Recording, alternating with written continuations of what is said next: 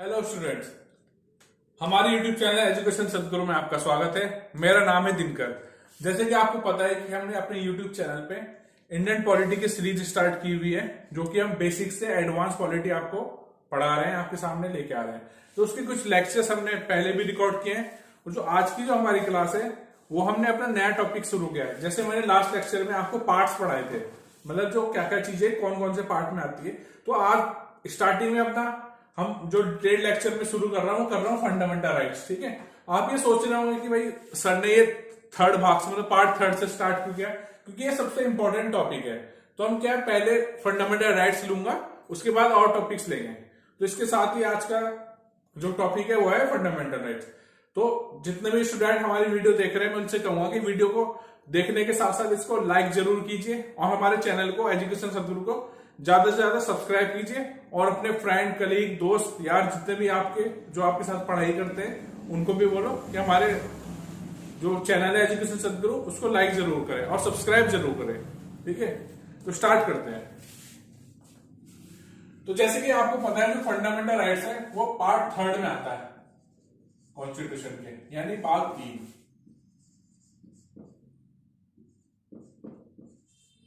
Constitution के भाग 3 में आता है और जो आर्टिकल ये कवर करता है वो कवर करता है 12 से लेके 35। ठीक है, आर्टिकल है जो एक फंडामेंटल राइट्स कवर करता है। ठीक है, तो जो आज हमारा जो मेन जो हम पढ़ाएंगे वो पढ़ाएंगे आर्टिकल मतलब यही मेन जो पढ़ाएंगे मौलिक अधिकार हम पढ़ाएंगे। उसमें मेन जो चीजें आपके एग्जाम के अकॉर्डिंग वो पढ़ाएंगे। मतलब इसको बहुत लेंथी नहीं पढ़ाएंगे, बोरिंग नहीं पढ़ाएंगे। मतलब जो भी आपके एग्जाम पॉइंट ऑफ व्यू से जो इंपॉर्टेंट है, खाली हम फंडामेंटल राइट्स में से वही पढ़ेंगे। ठीक है, तो स्टार्ट करते हैं।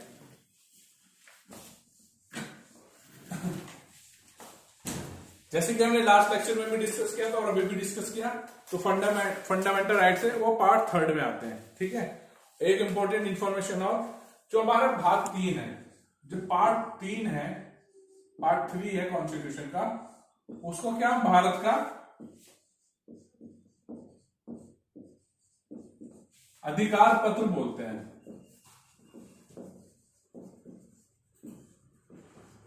यानी मैग्ना कार्टा। तो ये बहुत इंपॉर्टेंट है कि वो कौन सा पार्ट है, इसको मैग्ना कार्टा बोलते हैं। तो ये पार्ट थर्ड है हमारा भारत का, जो भारत के संविधान का पार्ट थर्ड है, जो कि मौलिक अधिकार है। उस पार्ट को ही, उस भाग को हम क्या भारत का अधिकार पत्र कहते हैं।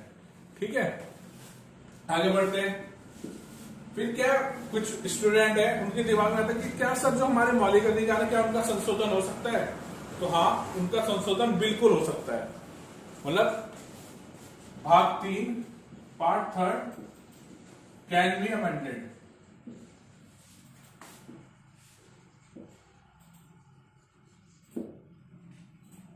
मतलब भाग 3 का संशोधन हो सकता है।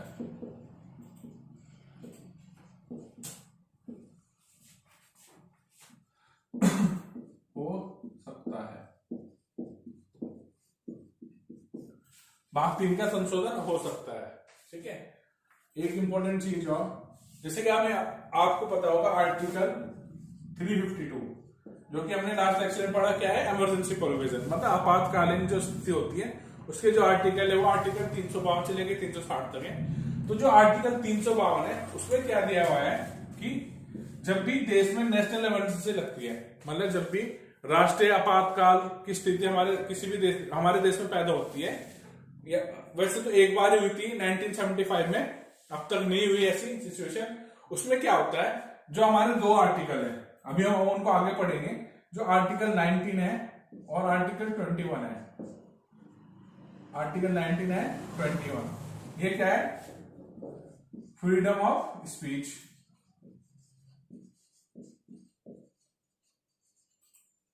और ये क्या है, राइट टू लाइफ।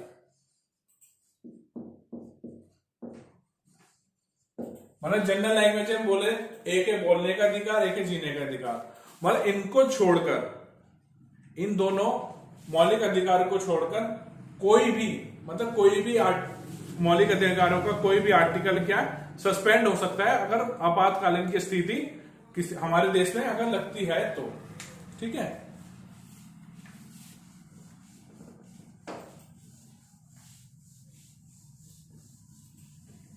ये थोड़ा ब्रीफ नॉलेज मैं आपको दे रहा हूं। उसके बाद क्या है कि जो हमारा आर्टिकल था, आर्टिकल 31, उसमें क्या था, प्रॉपर्टी का अधिकार, मतलब आर्टिकल जो 19 भी था वो भी राइट टू प्रॉपर्टी, उसको भी हटाया गया।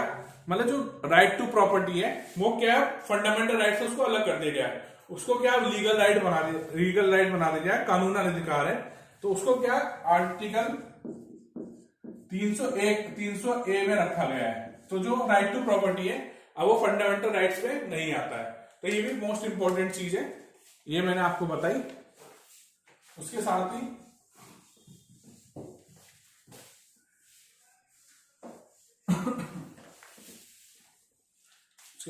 एक एडिशनल इंफॉर्मेशन अपना लेक्चर शुरू करने से पहले, जब 1931 में कराची सेशन हुआ था कांग्रेस का, कराची सेशन,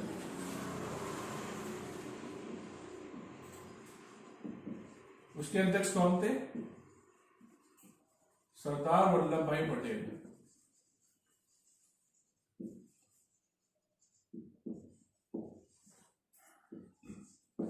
कौन थे, सरदार वल्लभ भाई पटेल। तो उसमें क्या हुआ था, जो उसका घोषणा पत्र था, जो उसका डिक्लेरेशन था, घोषणा पत्र,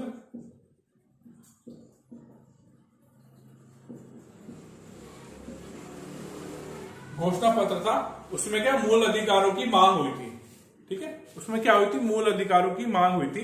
तो ये एडिशनल इंफॉर्मेशन है। ठीक है, और जो मूल अधिकारों को जो ड्राफ्ट किया था, ठीक है, उसमें मूल अधिकारों की मांग हुई थी। तो मूल अधिकारों को जो मूल अधिकार का इसने प्रारूप तैयार किया था, किसने किया था, पंडित जवाहरलाल नेहरू ने। तो पंडित जवाहरलाल नेहरू ड्राफ्ट द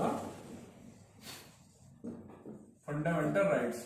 ठीक है, तो फंडामेंटल राइट्स किसने ड्राफ्ट, जो उनका उसका ड्राफ्ट था फंडामेंटल राइट्स का, वो किसने तैयार किया था, वो तैयार किया था पंडित जवाहरलाल नेहरू ने। तो ये कुछ आपके लिए जनरल गाइडेंस की कुछ चीजें थी, इनको आप अच्छी तरह नोट कर लीजिए। ठीक है, अब स्टार्ट करते हैं अपना आज का जो टॉपिक है हमारा फंडामेंटल राइट्स, जो आर्टिकल कवर करता है आर्टिकल 12 से लेके आर्टिकल 35 तक। तो जिसमें अब इन आर्टिकलों में से जो भी इंपॉर्टेंट चीजें हैं वो मैं आपको बताऊंगा, बाकी गोच पोच नहीं करेंगे, इतना ज्यादा डिटेल में नहीं पढ़ेंगे। जो आपके एग्जाम में, चाहे वो एसएससी हो, चाहे रेलवे हो, बैंकिंग हो, जिस तरह से आपके सिलेबस के अकॉर्डिंग जिस तरह क्वेश्चन आते हैं उसके अकॉर्डिंग मैं आपको पढ़ाऊंगा। ठीक है, तो आर्टिकल 12 बेसिकली क्या है, इसमें क्या स्टेट की डेफिनेशन दी हुई है, definition of state, definition of state. और इसमें स्टेट क्या है। ठीक है, अब आपके मन में आया हो कि भाई राज्य की परिभाषा दी हुई है, बट उसमें राज्य किसे कहा गया है, मतलब स्टेट किसे कहा गया है। तो स्टेट कहा गया है जैसे गवर्नमेंट ऑफ इंडिया, ठीक है, parliament of India, state legislature, ठीक है, अदर गवर्नमेंट बॉडी। ठीक है, कहने का मतलब यह है कि जो भी बॉडी जिसको कानून बनाने का अधिकार है उसको क्या इसमें डेफिनेशन ऑफ स्टेट में लिया गया है। तो जो भी बॉडी, चाहे वो गवर्नमेंट ऑफ इंडिया हो, पार्लियामेंट हो, स्टेट की कोई गवर्नमेंट हो, या इसको सरकार ने जिम्मेदारी दी हो कानून बनाने की, अगर वो कोई एजेंसी हो, तो वो सब किसमें, उस चीज का जिक्र किसमें क्या है, डेफिनेशन ऑफ स्टेट में। ठीक है, तो यहां तक सबको समझ में आया। अब बढ़ते हैं आगे।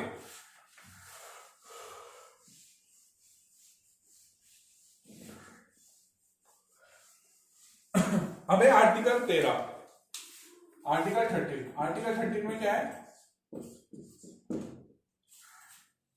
आर्टिकल 13 में यह दिया गया है कि जो भी ये पार्ट थर्ड है, जो पार्ट थर्ड है, मतलब गवर्नमेंट जो है, government shall not make any law which take away the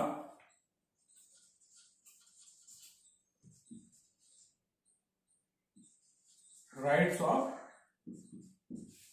part third.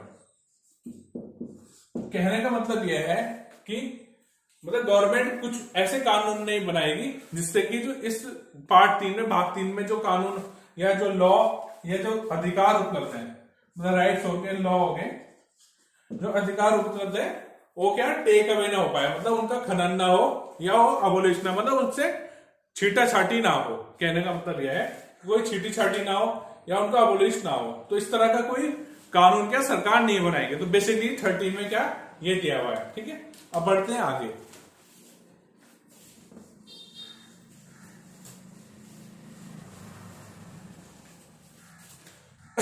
आज जो हमारा अगला जो आर्टिकल है वो है आर्टिकल 14। वो क्या है?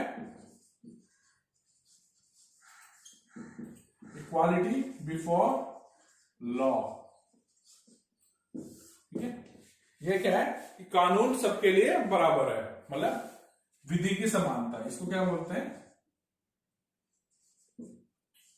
विधि की समानता। ठीक है, तो जो लॉ है वो सबके लिए बराबर है। कहना मतलब जो कानून बनाए गए हैं वो सबको एक नजरिए से देख के बनाए गए। मतलब ये नहीं कि अगर कोई वीवीआईपी है या कोई बहुत महत्वपूर्ण आदमी है उसके लिए अलग कानून है, या कोई गरीब जना है उसके लिए अलग कानून है, या कोई अगर बैकवर्ड इंसान है उसके लिए अलग कानून है, या कोई अपवर्ड इंसान है उसके लिए अलग कानून है। तो कानून क्या सबके लिए बराबर है। तो बेसिकली जो आर्टिकल 14 है, जो अनुच्छेद 14 है, उसमें क्या दिया गया है? ये जो कानून है वो सबके लिए बराबर है, मतलब कानून के सामने सब इक्वल है। मतलब इक्वालिटी ऑफ लॉ का मतलब कि विधि की समानता है, कानून के लिए सब समान है। मतलब वो चाहे कोई भी सेक्शन की सोसाइटी हो, अपर मतलब ये नहीं है कि अगर अपर क्लास है तो उसके लिए अलग कानून है, मिडिल क्लास अलग कानून है, अगर लोअर क्लास है तो उसके लिए अलग कानून है। तो जो कानून है वो सबके लिए इक्वल है बिल्कुल, मतलब उसमें किसी तरह का डिस्क्रिमिनेशन नहीं है, कानून सबके लिए बराबर है। तो जो आर्टिकल 14 में बेसिकली जिक्र किया गया है वो किया गया है कि जो विधि है, जो कानून है, वो सबके लिए क्या बराबर है, उसमें किसी तरह का भेदभाव नहीं है।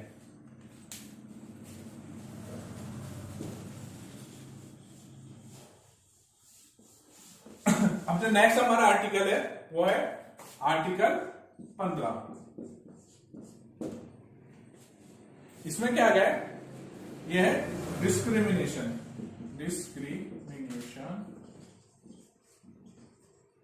On ground of religion, sex, language, script, place और रेस।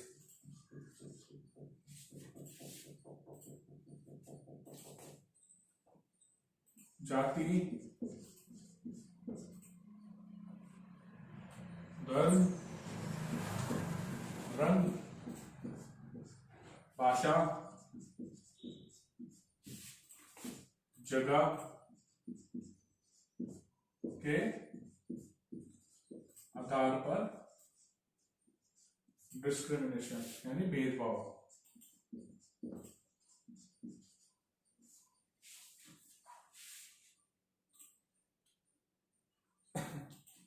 इस आर्टिकल के अकॉर्डिंग ये है कि किसी के भी साथ, मतलब कोई भी लोग है, किसी के भी साथ इस तरह इस हिसाब से भेदभाव नहीं होगा कि मतलब उसके जाति, धर्म, रंग, मतलब जाति, धर्म, रंग, भाषा, जगह के आधार पर किसी के साथ भी भेदभाव नहीं होगा।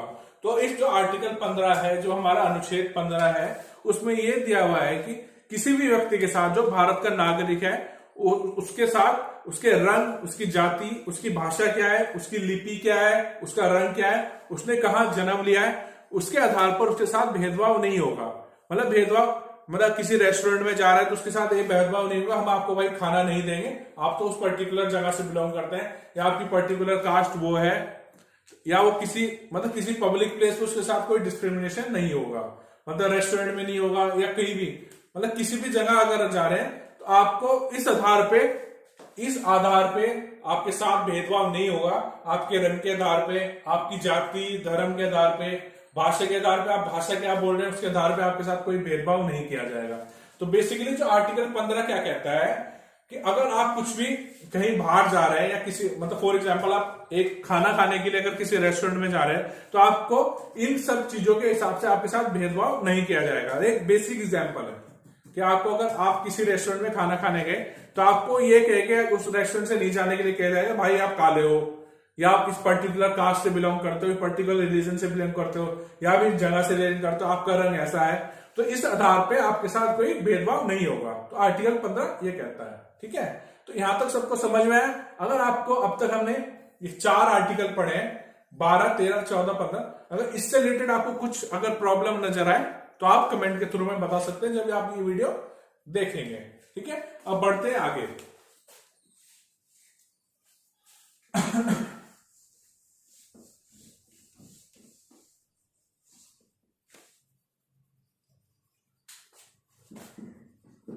क्या है? Right to opportunity.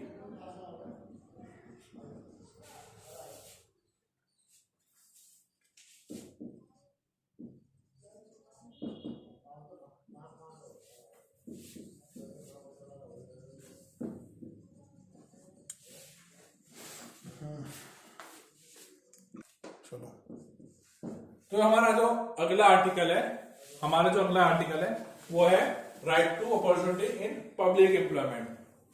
Public employment कहने का मतलब ये है अगर आप कहीं भी किसी भी पब्लिक जगह अगर नौकरी करने जा रहे हैं तो आपको उसकी अपॉर्चुनिटी दी जाएगी। आपको ये कह के मना नहीं करते जाएगा कि आप उस पर्टिकुलर रिलीजन से बिलोंग करते हैं या आपका कलर वो है, ठीक है, कलर या रेस, या आपकी भाषा ऐसी है, लैंग्वेज, प्लेस मतलब आप किस जगह पे बिलोंग करते हो, कास्ट, मतलब आपको प्रॉपर अपॉर्चुनिटी दी जाएगी। काम मतलब आप काम की जगह पे आपके साथ किसी तरह का भेदभाव नहीं होगा। ये भेदभाव नहीं होगा आप भाई शेड्यूल एरिया से आए हुए हैं, शेड्यूल ट्राइब से बिलोंग करते हैं तो आपको इस जगह की नौकरी नहीं जाएगी। मतलब रंग के आधार पे, कास्ट के आधार पे, प्लेस के आधार पे, मतलब जगह के आधार पे, आपने जन्म कहां लिया है, इसके सब के आधार पे आपके साथ कोई डिस्क्रिमिनेशन नहीं होगा। आपको हर जगह की अपॉर्चुनिटी मिलेगी, आप कहीं भी नौकरी कर सकते हैं जहां आपकी मर्जी, आपके साथ कोई भेदभाव नहीं होगा। तो जो आर्टिकल 16 है, जो हमारा अनुच्छेद 16 है, वो यही कहता है कि आपके साथ किसी भी तरह का डिस्क्रिमिनेशन नहीं होगा, आपको प्रॉपर अपॉर्चुनिटी मिलेगी काम करने की।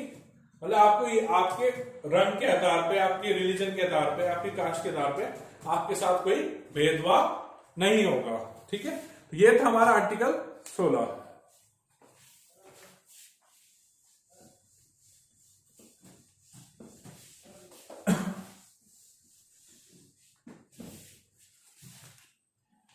अब जब अगला है वो है हमारा आर्टिकल 17 यानी अनुच्छेद 17। इसमें क्या है?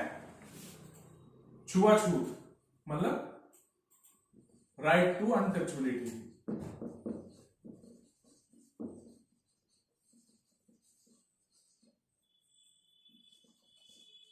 बेसिकली जो आर्टिकल है छुआछूत के बारे में है।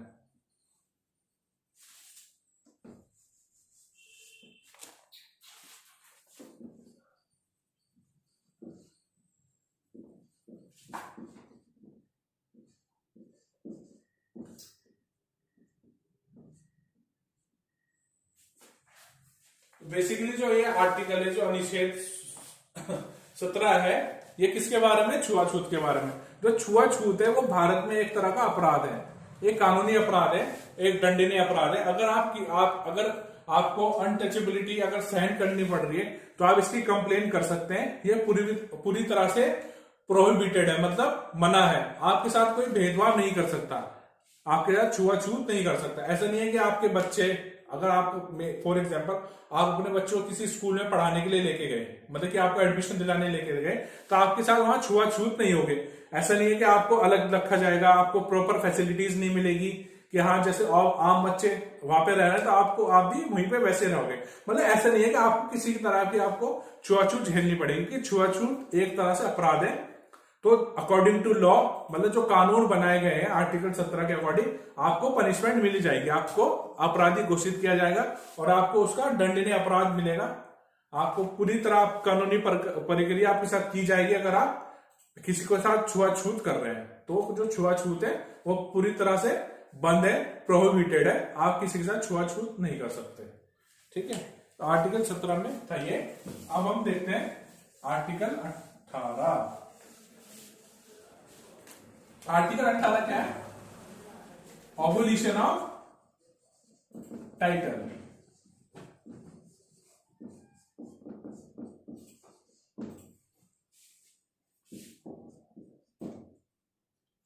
इसका मतलब यह है कि अगर मतलब आर्मी, जो आर्मी वाले लोग होते हैं, आर्मी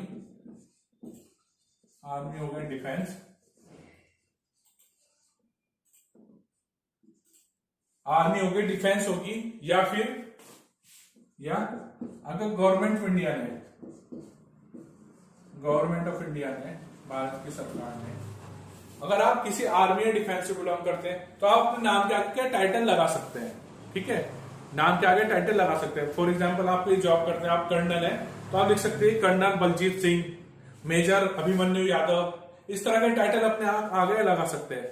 या अगर आपको गवर्नमेंट ऑफ इंडिया ने कोई टाइटल दिया है, फॉर एग्जांपल जैसे अवार्ड से होते हैं, जैसे पद्मश्री, पद्म विभूषण, इस तरह के अवार्ड होते हैं, भारत रत्न, तो अगर आपको इस तरह से कोई अवार्ड अगर गवर्नमेंट ऑफ इंडिया ने दिया है तो आप वो लगा सकते हैं। जैसे फॉर एग्जाम्पल लता मंगेशकर जी है, वो क्या भारत रत्न, तो उनको कह सकते हैं कि भारत रत्न लता मंगेशकर जी। ठीक है, या भारत रत्न अटल बिहारी वाजपेयी जी, भारत रत्न भीमराव अम्बेडकर जी, या भारत रत्न सचिन तेंदुलकर जी।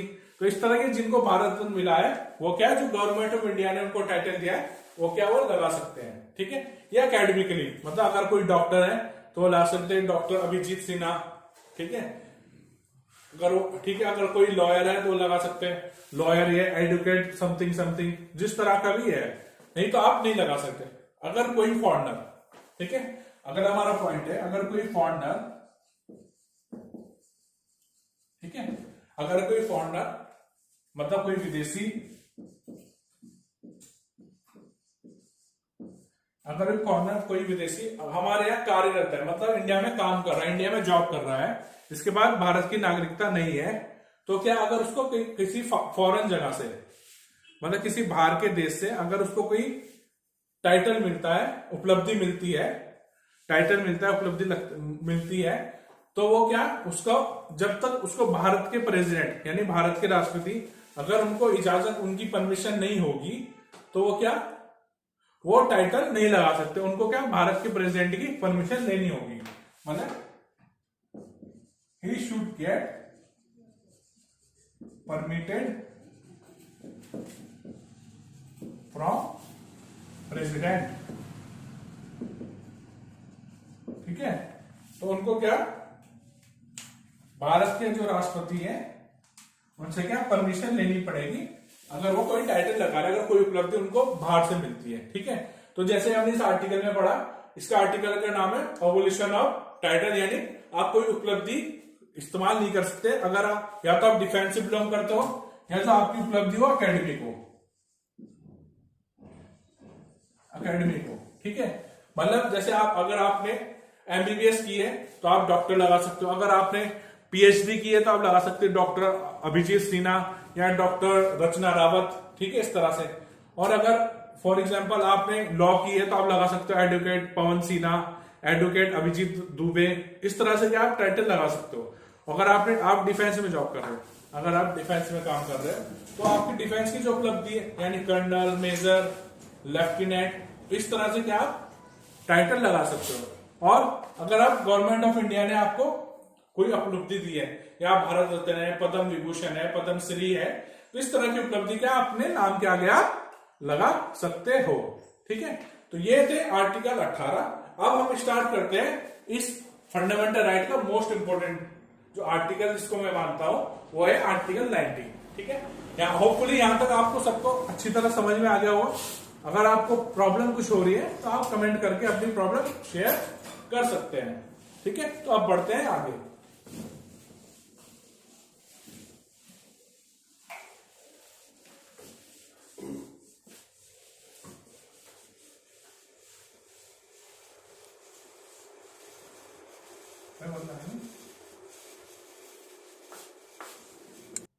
तो अगला जो हमारा आर्टिकल है, अगला जो हमारा फंडामेंटल राइट है, मौलिक अधिकार है, वो क्या है?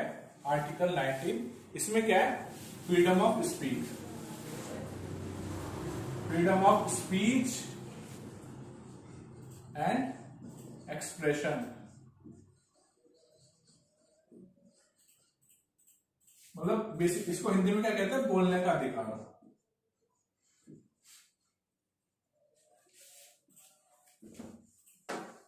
या बोलने की आजादी।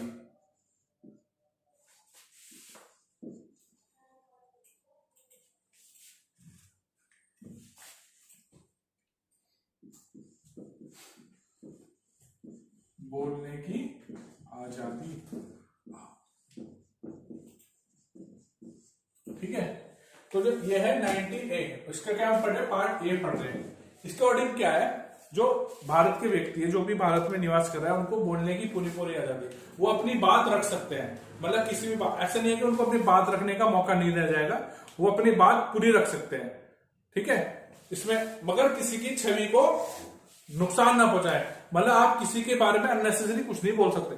आपको बोलने का अधिकार है, मगर आप किसी के बारे में अननेसेसरी नहीं बोल सकते, जिससे कि उसको, उसकी जो पर्सनैलिटी है या उसकी जो छवि है वो खराब हो। अब आप अपनी बात कह सकते हैं, बोल के भी कह सकते हैं, मतलब लिखित भी कह सकते हैं, बोल के भी कह सकते हैं, बोल के, ठीक है। या कोई सिनेमेटोग्राफी, मतलब आप एक मूवी बना के, कुछ मूवी बना के अपना बात रख सकते हैं, या पोस्टर बना के अपना बात रखते हैं, मतलब पोस्टर के माध्यम से, पोस्टर के माध्यम से, मतलब पोस्टर के माध्यम से अपनी आप बात रख सकते हैं। ये फ्रीडम टू प्रेस, मतलब ये प्रेस के माध्यम से भी आपको, मतलब जो प्रेस होती है, जो मीडिया है, चाहे वो इंटरनेट हो, चाहे वो किसी तरह की भी मीडिया हो, चाहे न्यूज़पेपर हो, आपको अपनी बात रखने का क्या पूरा, क्या अपनी बात को क्या एक्सप्रेस कर सकते हो।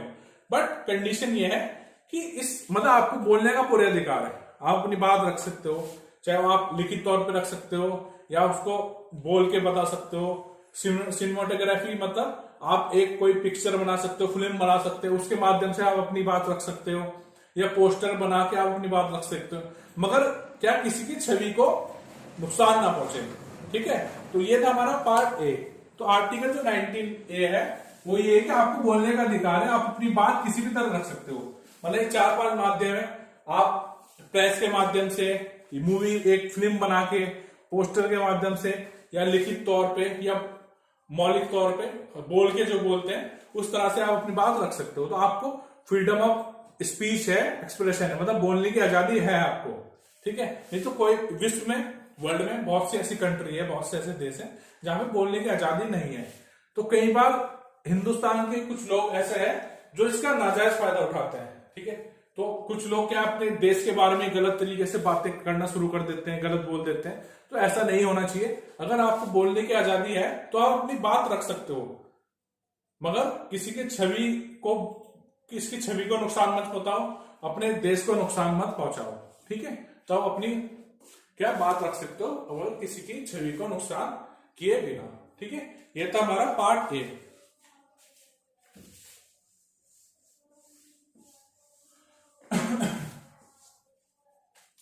अब इसमें क्या है, freedom to make, part B में फ्रीडम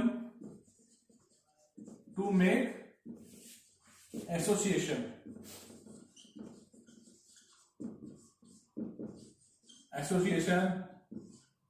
या यूनियन। बेसिकली इसमें क्या है, इसमें यह कि आप एक अपनी एसोसिएशन बना सकते हैं, ठीक है।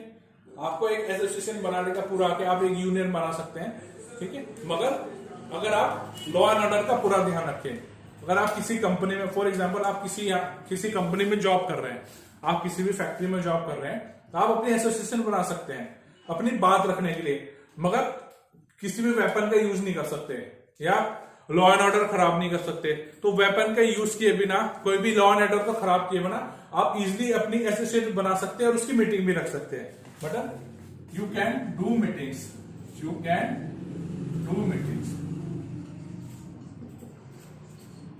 बैठक। ठीक है, तो जो बेसिकली इस आर्टिकल में दिया हुआ है वो यही दिया हुआ है कि आप अपनी हिंदी कहां है?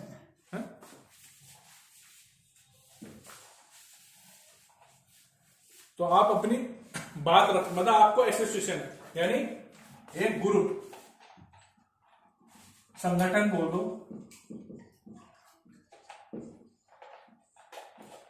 तो आपको संगठन बनाने का पूरा आजादी है। आप संगठन बना सकते हो, कोई यूनियन बना सकते हो और मीटिंग भी कर सकते हो, बैठक भी कर सकते हो, मगर उससे क्या कानून व्यवस्था, क्या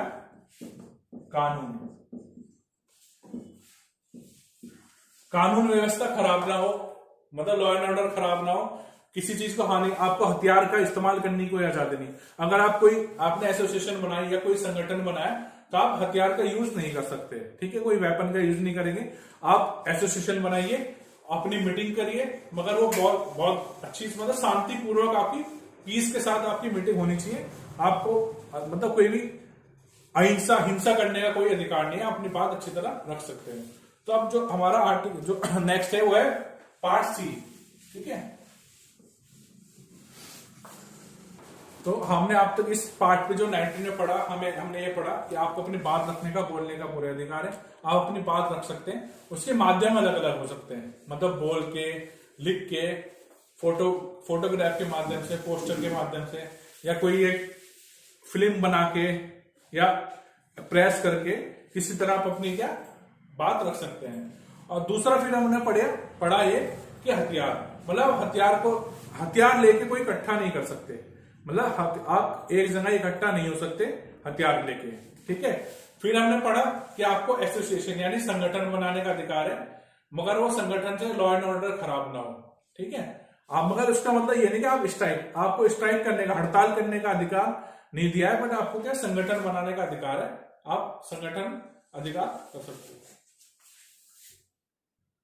तो हमने जो आर्टिकल 19 है उसके 3 पार्ट पढ़े, यानी ए बी सी। ए में हमने पढ़ा फ्रीडम ऑफ स्पीच, और इस तरह हमने 3 पार्ट पढ़े, उसमें कुछ कुछ बातें हमने पढ़ी। अब हमारा पार्ट डी है, वो क्या है, freedom to movement. Freedom to movement,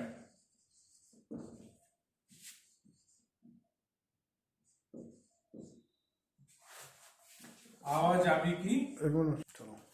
जो हमारा अगला पार्ट है, जो पार्ट है डी, उसमें क्या है, आवाजाही की आजादी यानी फ्रीडम टू मूवमेंट। तो क्या है वो आवाजाही की आजादी, फ्रीडम टू मूवमेंट। इसमें क्या है, इसमें क्या दिया गया है कि आप इंडिया की टेरिटरी में, मतलब भारत की सीमा में कहीं भी बिना किसी रुकावट के जा सकते हैं। आपको पूरी आजादी है मूवमेंट करने की, आप कहीं भी आ जा सकते हैं। अगर आपके जाने से अगर वहां की कानून व्यवस्था पर कोई फर्क नहीं पड़ रहा, या सरकार या वहां के जो शासन प्रशासन को ये नहीं लगता कि भाई ये इंसान यहाँ पे आएगा और इसकी वजह से क्या कुछ कानून व्यवस्था खराब हो जाएगी, उसके अलावा आप फ्रीली कहीं भी जा सकते हैं। ठीक है, तो पहला पॉइंट इसमें क्या है, लॉ एंड ऑर्डर।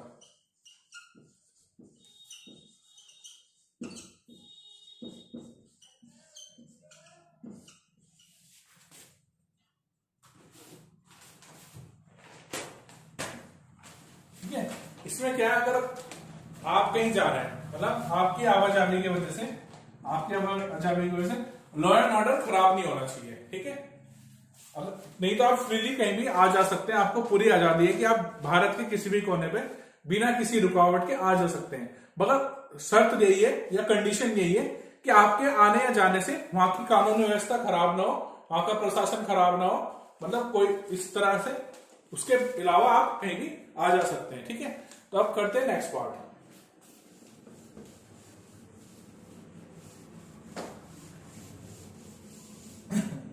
जो अगला है वो है हमारा फ्रीडम ऑफ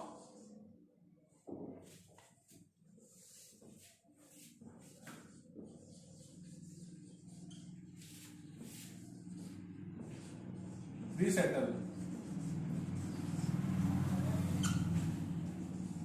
बसने की आजादी। ठीक है। जो अगला पार्ट है हमारा वो है फ्रीडम ऑफ रिसाइडिंग, यानी बसने की आजादी।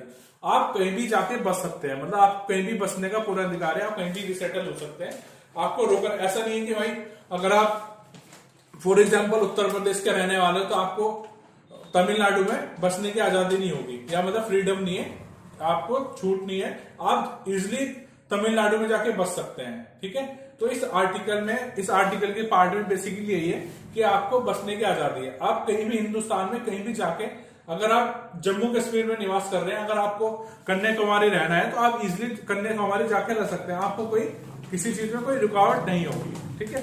तो बेसिकली इस आर्टिकल में यही था। ठीक है। अब करते हैं अगला पार्ट।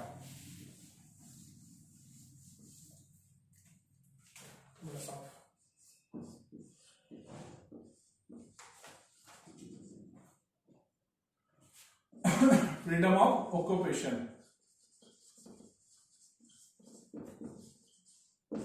बिजनेस,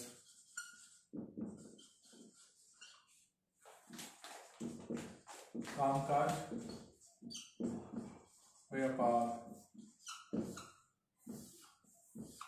तो बेसिकली इस पार्ट में क्या है, इस जो 19 आर्टिकल है, अनुच्छेद 19 है, इसमें क्या दिया गया है कि आपको काम करने की और व्यापार करने की पूरी आजादी। आप कहीं पे भी जाके कुछ भी काम, कुछ भी किसी भी तरह का कार्य कर सकते हैं, किसी भी तरह का जो काम आप करना चाहते हैं, और कहीं भी जाके कोई भी व्यापार कर सकते हैं। मतलब आपको कोई भी व्यापार करने का पूरा हक है, आपको रोका नहीं जाएगा। किसी तरह का भी व्यापार कहीं पे भी जाके कर सकते हैं, कोई सी तरह का भी काम कहीं भी जाके कर सकते हैं। तो बेसिकली आर्टिकल 19 में ये सब था। ठीक है। अब हम पढ़ते हैं अगला आर्टिकल। आर्टिकल 19 आपको समझ में आया। अगर आर्टिकल 19 में आपको कुछ प्रॉब्लम नजर आती है तो आप हमारी YouTube चैनल के कमेंट बॉक्स में जाके कमेंट कर सकते हैं कि हाँ ये सब चीजें हमें क्लियर नहीं हुई है, ये क्लियर कर दीजिए। अगर इसके अलावा आप कुछ और पढ़ना चाहते हैं फंडामेंटल राइट्स में, तो आप कमेंट के थ्रू हमें बता सकते हैं। ठीक है। तो अब पढ़ते हैं अगला आर्टिकल, वो है article 21।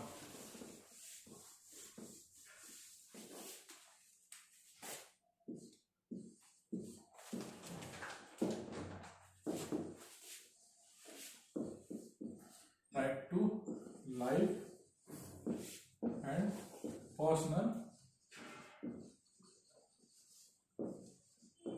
liberty।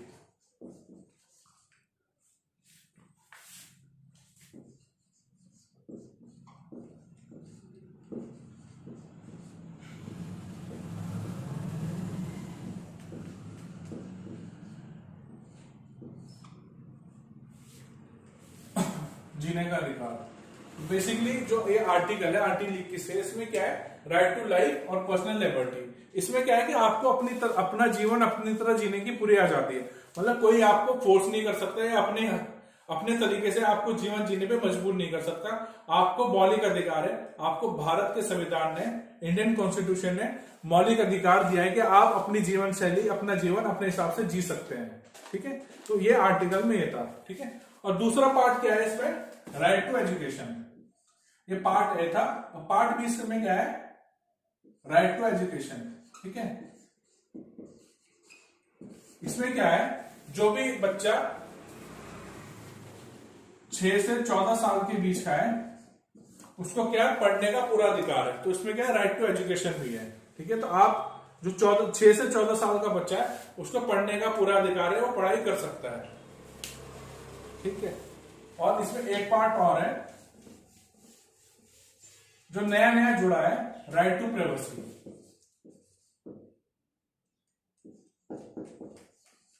Right to privacy मतलब निजता का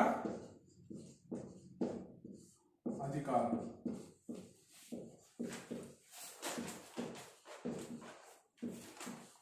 मतलब आपको निजता का पूरा अधिकार है, मतलब आपकी पर्सनल लाइफ में कोई दखल नहीं दे सकता।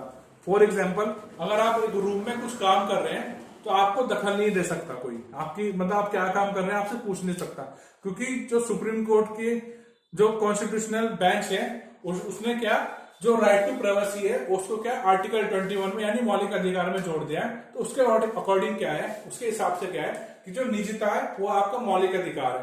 मतलब अगर आप कुछ पर्सनल कार्य कर रहे हैं तो आपको कोई ये पूछ नहीं सकता कि आप कोई काम क्यों कर रहे हैं, या आपको उससे उस पर कोई सवाल नहीं उठा सकता, क्योंकि आपको निजता का अधिकार है, अपनी प्राइवेसी रखने का आपको अधिकार है, कोई उसके बारे में आपसे पूछ नहीं सकता। ठीक है, तो ये था आर्टिकल 21। अब हम देखते हैं आर्टिकल 22।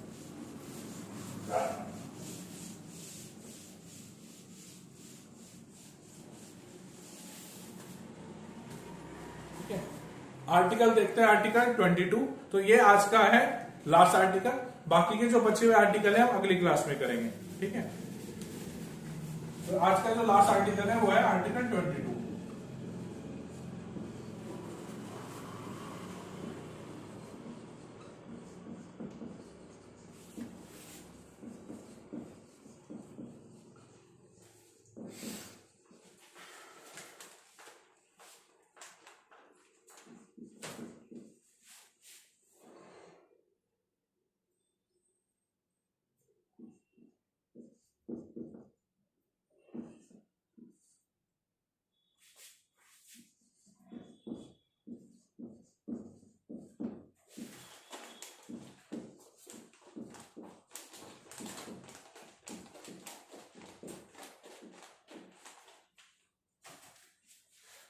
जो आर्टिकल 22 है या जो अनुच्छेद 22 है उसमें क्या है, प्रोटेक्शन ऑफ डिटेंशन, मतलब डिटेंशन क्या, अगर आपको आपकी गिरफ्तारी के संबंध में आपके कुछ अधिकार हैं, वो अधिकार ऐसे हैं कि आपको बिना इंफॉर्मेशन के कोई गिरफ्तार नहीं कर सकता।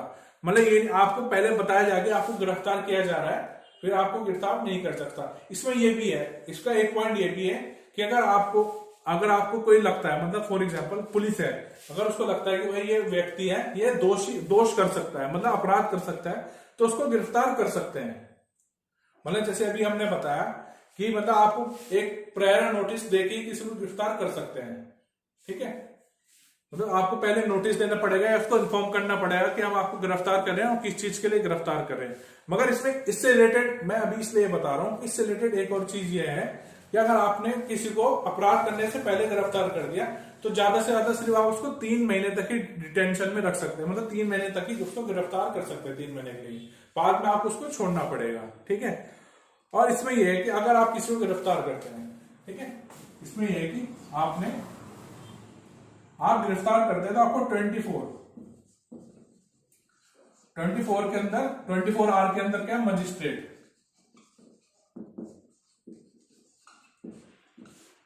24 आवर के अंदर क्या उस व्यक्ति को मजिस्ट्रेट के सामने पेश करना पड़ेगा। तो जो टाइम लिमिट है वो क्या है, 24 आवर की है। टाइम लिमिट कितनी है,